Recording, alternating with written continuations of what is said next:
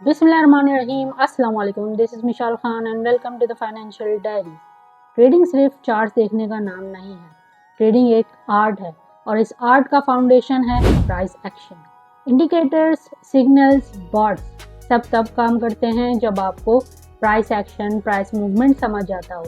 और अगर आपको प्राइस मूवमेंट समझ में नहीं आता, देखना नहीं आता, तो मीन्स कि आपका बेसिक फाउंडेशन मिसिंग है। प्राइस एक्शन वो चीज़ है जो हर सक्सेसफुल ट्रेडर मास्टर करता है। ये बताता है कि मार्केट में कब बायर्स स्ट्रॉन्ग हैं, कब सेलर्स ओवरटेक कर रहे हैं, कब एंट्री लेनी है, कब एग्जिट लेना है। सारे सवालों के जवाब प्राइस एक्शन में ही छुपे होते हैं। सो आज की वीडियो में हम स्टेप बाय स्टेप समझेंगे कि प्राइस एक्शन होता क्या है, चार्ट्स को किस तरह रीड किया जाता है और कैसे बगैर इंडिकेटर्स के हम चार्ट के ज़रिए ही, प्राइस एक्शन के ज़रिए ही सिग्नल्स निकाल सकते हैं। सो अगर आप ट्रेडिंग में इंटरेस्टेड हैं तो वीडियो एंड तक लाजमी देखें, क्योंकि मैं आपको श्योरिटी देती हूँ कि आज के बाद आप प्राइस एक्शन चार्ट्स को बहुत अच्छी तरीके से देख पाएंगे और बहुत डेप्थ में देख पाएंगे। तो चलिए वीडियो स्टार्ट करते हैं। So the basic question is what is price action trading.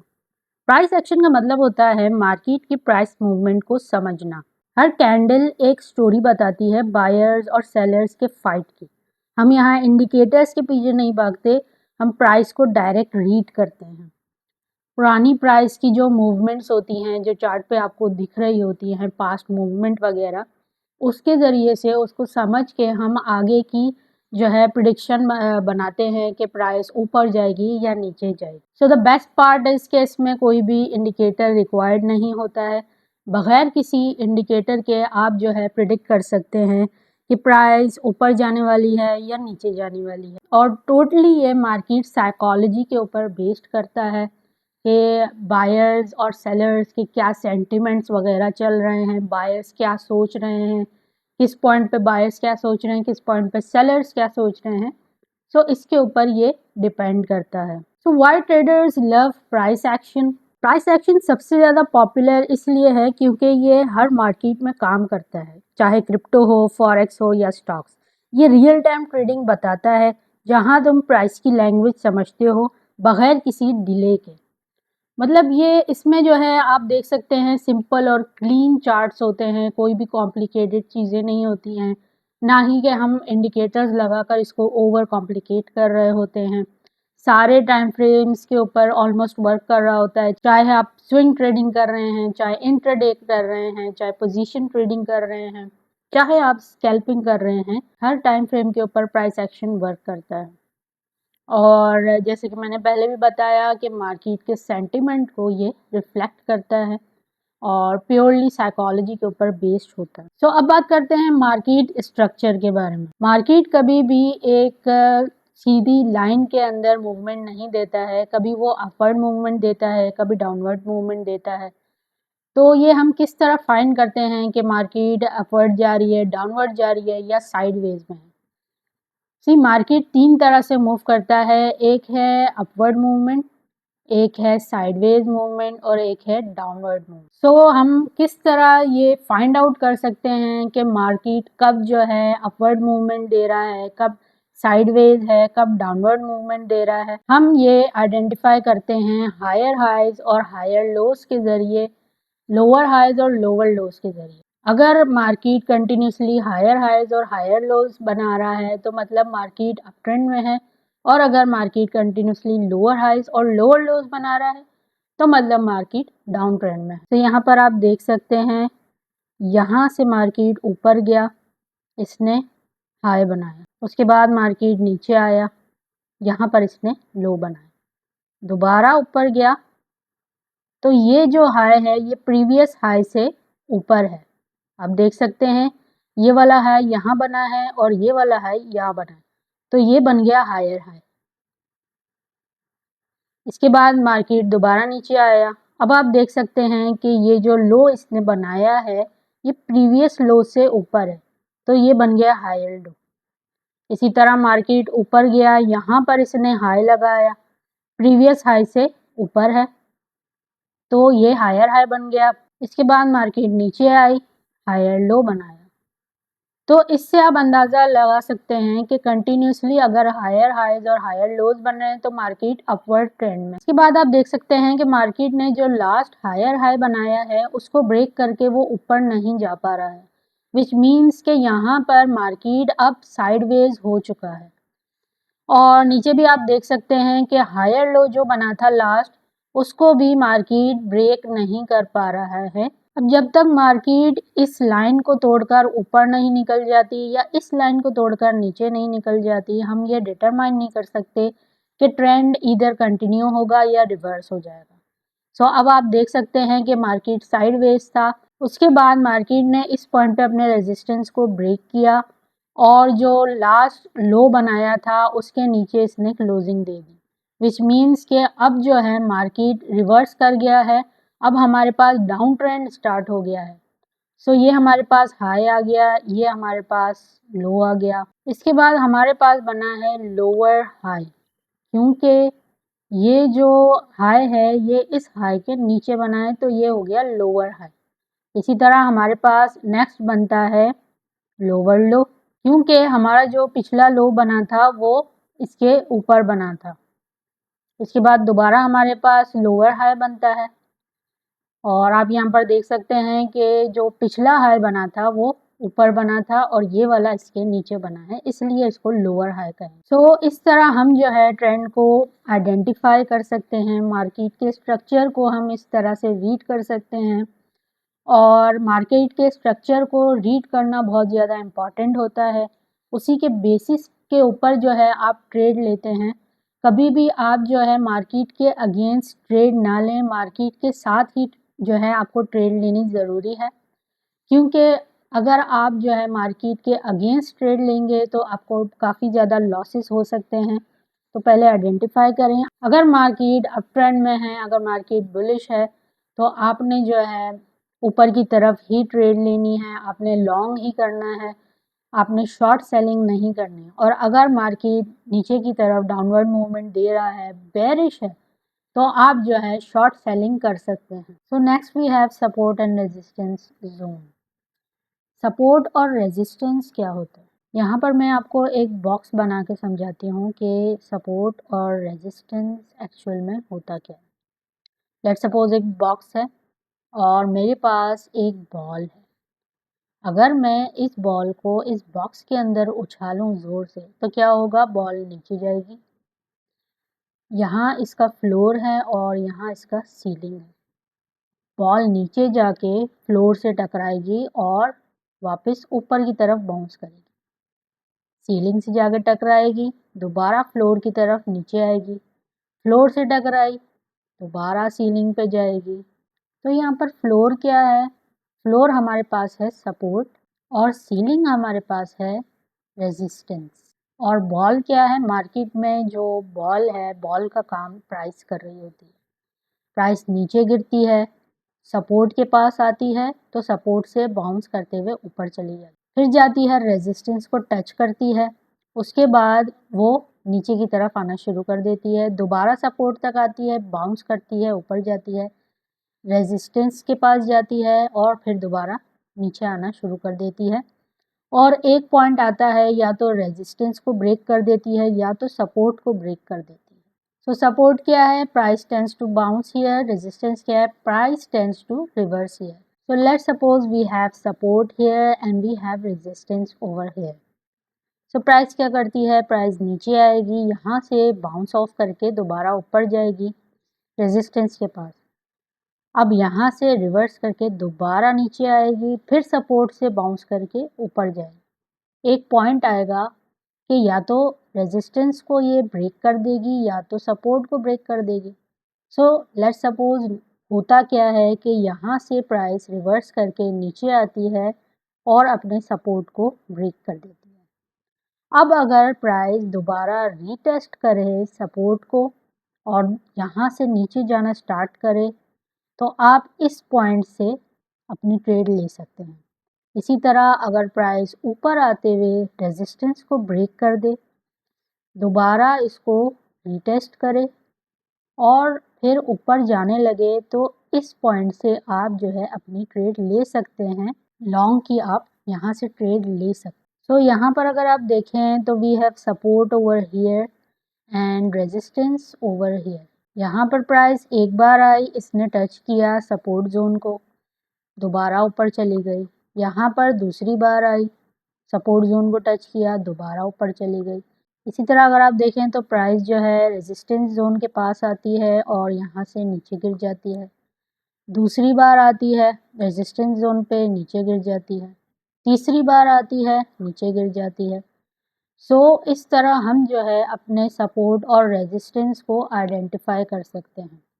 इसके बाद प्राइस ने क्या किया, इसने रेजिस्टेंस जोन को ब्रेक किया नीचे की तरफ, लिक्विडिटी ली, यहाँ पे नीचे जाना स्टार्ट नहीं किया, जस्ट लिक्विडिटी ली है। लिक्विडिटी का एक एडवांस्ड कॉन्सेप्ट है जो कि मैं आने वाली वीडियोस में बताने वाली हूँ। लिक्विडिटी जो है ये एसएमसी यानी स्मार्ट मनी कॉन्सेप्ट का हिस्सा है, जो कि एक एडवांस लेवल की स्टडी है ट्रेडिंग के बारे में। तो आने वाली वीडियोस में मैं जो है इसके ऊपर भी काफ़ी डिटेल में इनके ऊपर वीडियोस बनाने वाली हूँ। सो फिलहाल के लिए आप इस तरह समझ सकते हैं सपोर्ट और resistance. So next we have trend lines over here. अब ट्रेंड लाइन हम क्यों यूज़ करते हैं और ट्रेंड लाइन हम क्या आइडेंटिफाई करने के लिए यूज़ करते हैं। सी मार्केट हमेशा एक ही लाइन में सीधी सीधी नहीं चलती है, कभी ऊपर जाती है, कभी नीचे आती है। सो अगर मार्केट साइडवेज है तो हम इस तरह सपोर्ट और रेजिस्टेंस जो है सीधी सीधी लाइनें ड्रॉ कर सकते हैं। लेकिन अगर मार्केट ट्रेंडिंग में है, ऊपर जा रही है, अप ट्रेंड में है या डाउन ट्रेंड में है, तो उसके लिए हम यूज़ करेंगे ट्रेंड लाइन। सो होता ये है कि जब मार्केट ऊपर जा रही होती है, अप ट्रेंड में होती है, तो स्मूथली एक ही लाइन में सीधी सीधी ऊपर नहीं जाती है, बल्कि होता ये है कि ऊपर जाती है, फिर थोड़ा सा नीचे आती है, फिर ऊपर जाती है, फिर नीचे आती है, फिर ऊपर जाती है, नीचे आती है, ऊपर जाती है, नीचे आती है। इस तरह मार्केट मूव करती है। तो हम जो है ट्रेंड लाइंस को यूज़ करते हैं सपोर्ट और रेजिस्टेंस बनाने के लिए। अगर मार्केट ऊपर जा रही है तो हम हायर लोज को ट्रेंड लाइन के ज़रिए एक दूसरे से मिलाएंगे। तो मार्केट ने यहाँ पे एक लो लगाया, यहाँ पे लो लगाया, यहाँ पे लगाया, यहाँ पे लगाया। अब हम इन सारे लोज को ट्रेंड लाइन के ज़रिए एक साथ कनेक्ट करेंगे। सो हमारी कोशिश ये होती है कि जब भी हम ट्रेंड लाइंस बना रहे होते हैं तो हम मैक्सिमम पॉइंट्स को एक साथ जो है ज्वाइन करें। सो मैक्सिमम पॉइंट्स को हमने ज्वाइन करना होता है, तो यहाँ पर हमने इस तरह ट्रेंड लाइन को ड्रॉ कर लिया। सो अब जैसे ही प्राइस इस ट्रेंड लाइन को ब्रेक करके नीचे आएगी, रीटेस्ट देगी और दोबारा नीचे आना स्टार्ट करेगी, तो हम इस पॉइंट से अपनी ट्रेड ले सकते हैं। और आप देख सकते हैं कि प्राइस कितने नीचे तक गई है। अगर आप यहाँ से अपनी ट्रेड उठाते और यहाँ तक अपनी ट्रेड को चलाते, यहाँ प्रॉफिट बुक करते, तो काफ़ी अच्छा आपको प्रॉफिट हो सकता था। बहुत ही सिंपल सी स्ट्रैटेजी है, बहुत ही इजीली आप इसको प्ले आउट कर सकते हैं। आने वाली वीडियोस में मैं एक फुल वीडियो बनाऊंगी। आने वाले डेज़ में एक फुल वीडियो ट्रेंड लाइंस के ऊपर बनाने वाली हूँ, सपोर्ट एंड रेजिस्टेंस के ऊपर भी बनाने वाली हूँ कि एक्चुअली ये जो स्ट्रैटेजी है ये किस तरह हम एग्जीक्यूट कर सकते हैं। सो फ़िलहाल के लिए आई होप आपको समझ में आ गई हो कि ट्रेंड लाइंस क्या होती हैं और इसके ऊपर हम ट्रेड किस तरह ले सकते हैं। अब हम बात करते हैं कैंडल स्टिक्स के बारे में। हमारे पास दो तरह की कैंडल स्टिक्स होती हैं मार्केट में, एक ग्रीन होती है और एक रेड होती है। ग्रीन कैंडल स्टिक बताती है कि प्राइस मूवमेंट बुलिश है और रेड कैंडल स्टिक बताती है कि प्राइस मूवमेंट बेरिश है। यानी ग्रीन कैंडल स्टिक अगर बने तो आप समझ सकते हैं कि बायर्स जो हैं मार्केट में इस वक्त काफ़ी स्ट्रेंथ में हैं, मार्केट को डोमिनेट कर रहे हैं।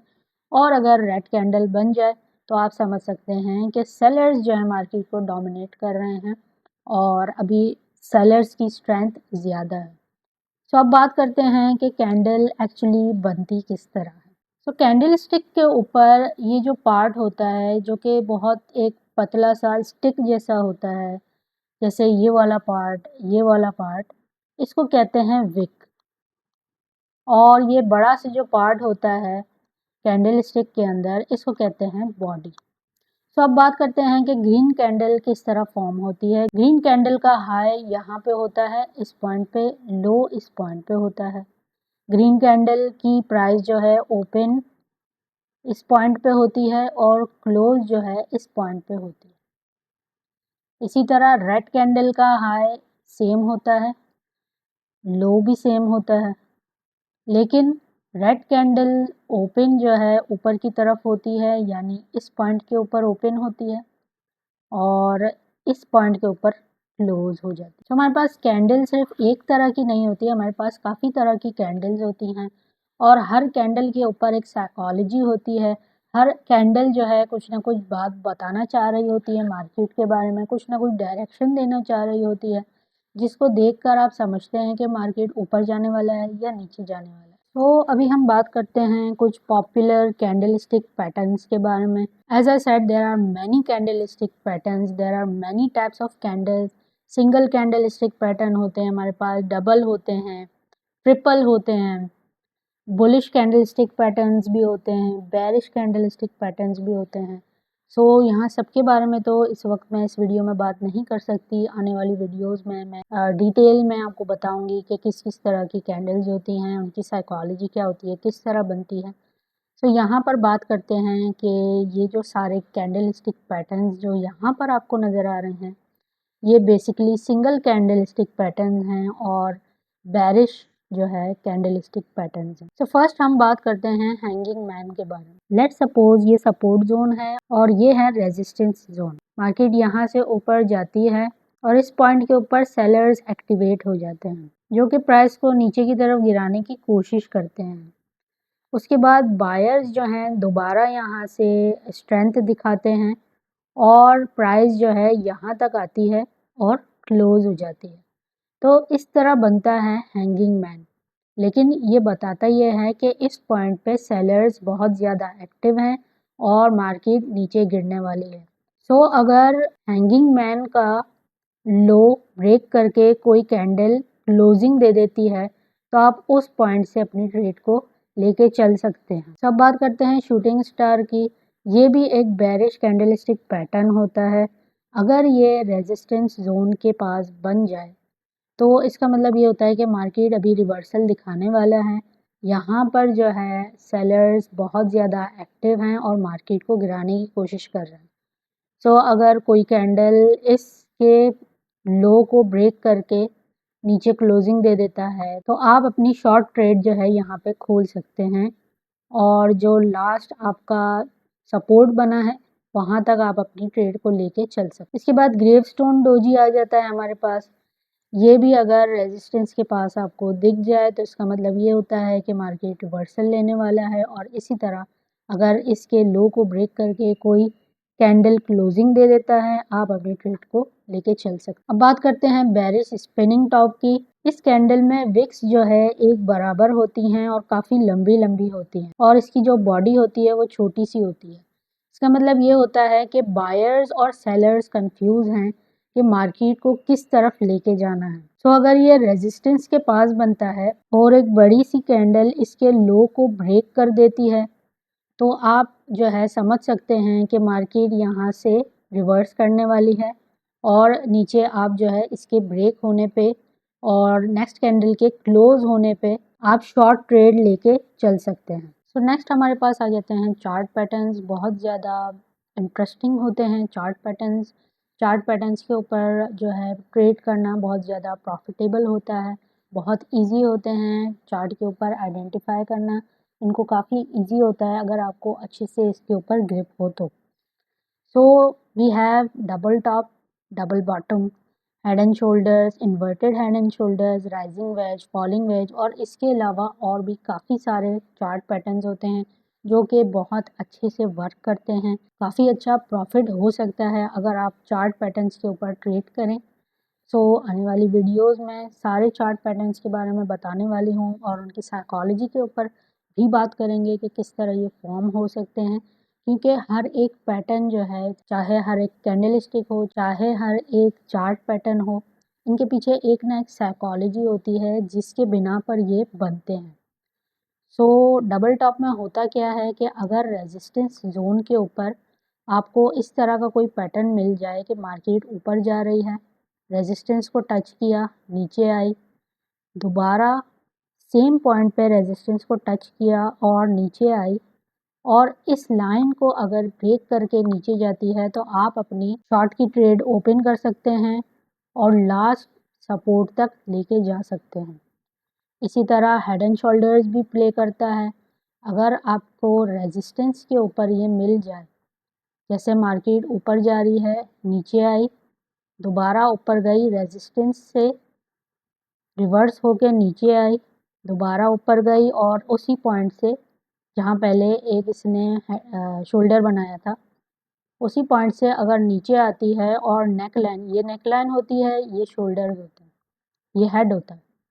सो अगर ये नेक लाइन को ब्रेक करके नीचे की तरफ जाती है तो आप शॉर्ट ट्रेड ओपन कर सकते हैं और लास्ट जो है सपोर्ट तक लेके जा सकते हैं।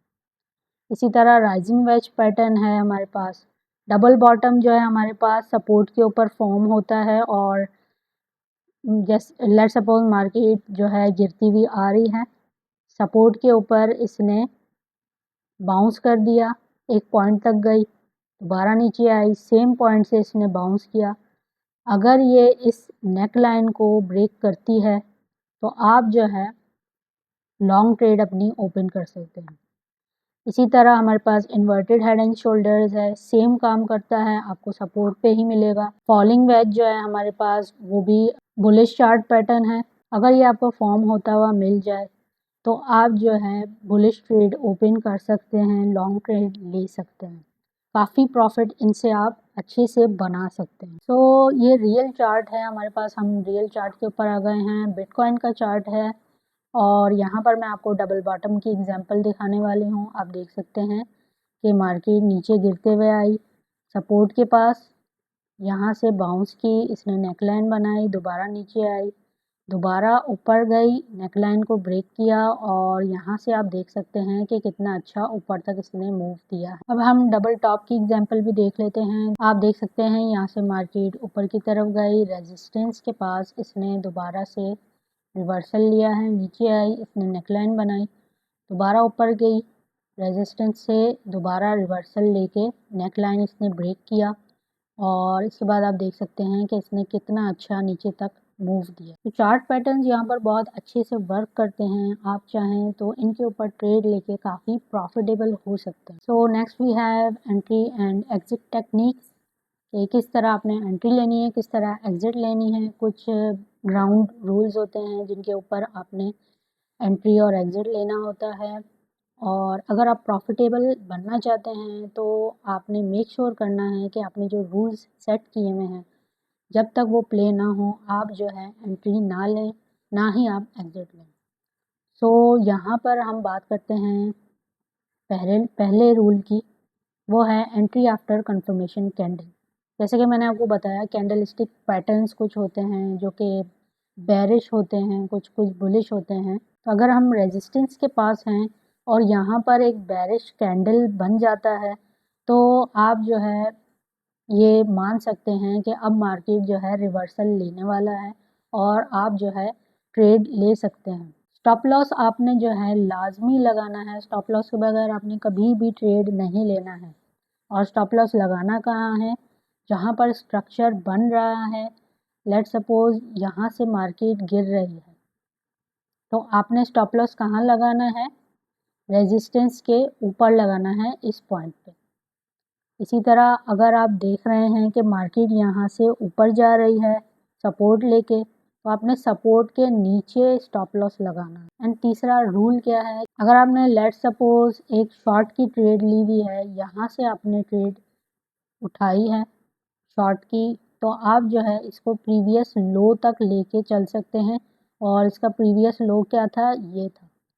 तो आप यहाँ से लेके यहाँ तक आप प्रॉफिट कमा सकते हैं। इसी तरह अगर आपने लॉन्ग की ट्रेड ली है और लेट सपोज आपने इस सपोर्ट के पास से ली है तो आपने क्या करना है कि प्रीवियस हाई तक आप इसको लेके चल सकते हैं।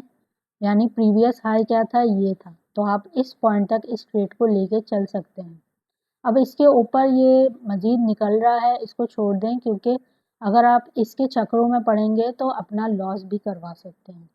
सो रूल को टाइट रखें, अपने रूल्स को आपने लाजमी फॉलो करना है।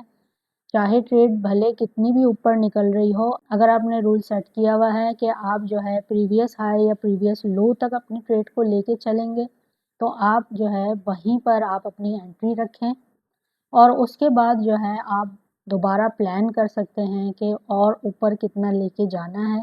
एनालाइज करेंगे अपने मार्केट को, अगर आपकी एनालाइजेशन के मुताबिक मार्केट और ऊपर जाएगी और अगर आप 100% श्योर हैं तो ही आप मार्केट अपनी ट्रेड को ऊपर लेके जा सकते हैं। अब बात करते हैं रिस्क मैनेजमेंट की, जो कि ट्रेडिंग का सबसे इम्पॉर्टेंट पार्ट है। सो नंबर 1 पॉइंट क्या है? Never risk more than 1 to 2% पर ट्रेड, यानी हर ट्रेड में आपने अपने अकाउंट का ज़्यादा से ज़्यादा 1 या 2% ही रिस्क करना है।